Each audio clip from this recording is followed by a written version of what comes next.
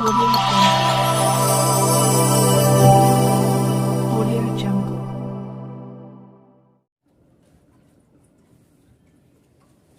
Good evening students, Manas classes में आपका स्वागत है। क्लास 10th के मैथमेटिक्स के एनसीईआरटी के इस वीडियो में 1.2 क्वेश्चन है, 1.2 एक्सरसाइज का। इसमें आपको प्रूफ करना है 7 into 11 into 13 plus 13 and this number are composite number. तो सबसे पहले आप कंपोजिट नंबर का डेफिनेशन समझ लीजिए, तब आपको समझ में आएगा कि क्या है। तो composite number is that number which written in the form of any two product number, यानी किसी भी नंबर को आप दो नंबर के प्रोडक्ट में लिखते हैं तो वो कंपोजिट नंबर है। तो इस नंबर को आप केवल बस ये शो कर दीजिए कि ये प्रोडक्ट ऑफ टू नंबर्स है। तो देखिए कैसे करेंगे, 7 into 11 into 13 और प्लस 13। तो आप इसमें से 13 कॉमन ले लीजिए और 7 into 11 और प्लस 1, तो 13 into 7 11 जा 77 और 1 78। तो इस नंबर को आपने 13 एंड 78 का प्रोडक्ट लिख दिया, therefore it is a composite number. ये कंपोजिट नंबर है। Similarly 7 into 6 into 5 into 4 into 3 into 2 into 1 plus 5, इसमें से आप 5 कॉमन ले लीजिए। तो 5 कॉमन लेंगे तो आपका आएगा 7 into 6 into 4 into 3 into 2 plus 1। ये आप मल्टीप्लाई करेंगे तो 1 7 6 जा 42 और 42 में आप 4 3 जा 12 और 2 जा 24 मल्टीप्लाई कर लीजिए। 8 4 4 जा 16, 2 2 जा 4, 2 4 जा 8, 8 10 और 8 10, तो आपको आ जाएगा 08। तो इसको आप लिख सकते हैं this product of 5 and 1010, therefore it is a composite number. किसी भी नंबर को सिर्फ आप प्रोडक्ट ऑफ टू नंबर में लिख देते हैं तो वो कंपोजिट नंबर हो जाता है। अगला एक थ्योरम है,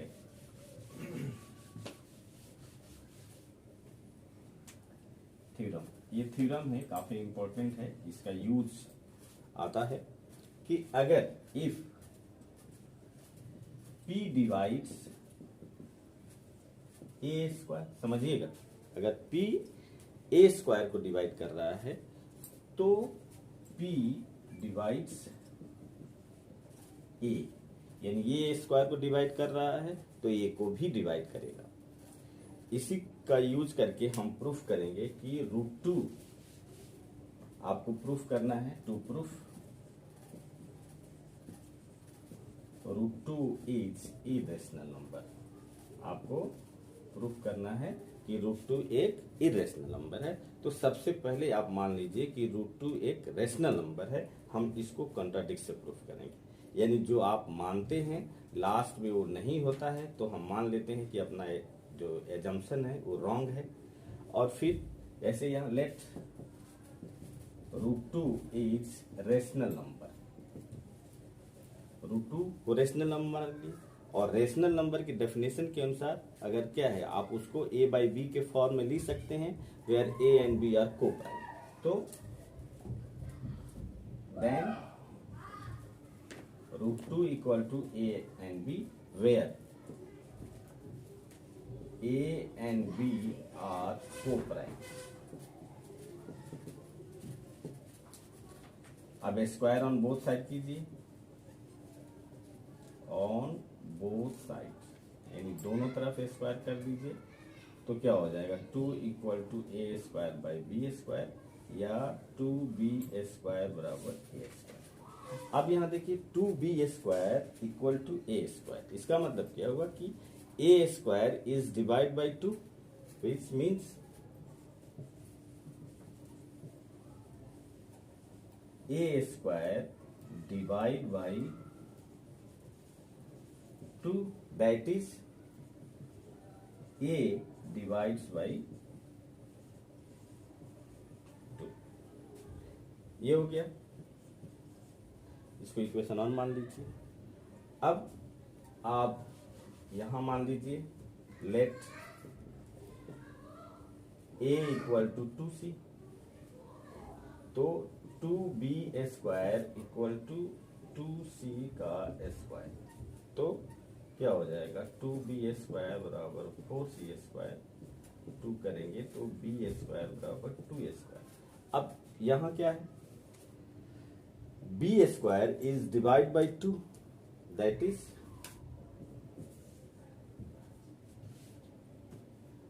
b² is divided by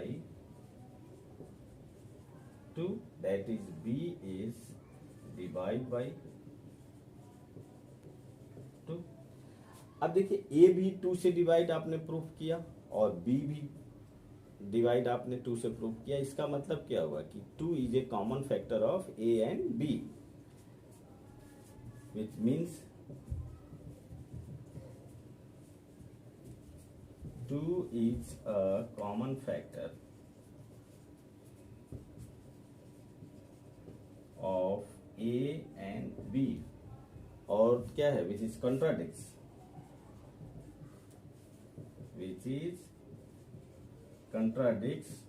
that is our assumption is wrong, our assumption is wrong, यानी जो आपने √2 को रेशनल माना था वो रेशनल नहीं है बल्कि इरेशनल है,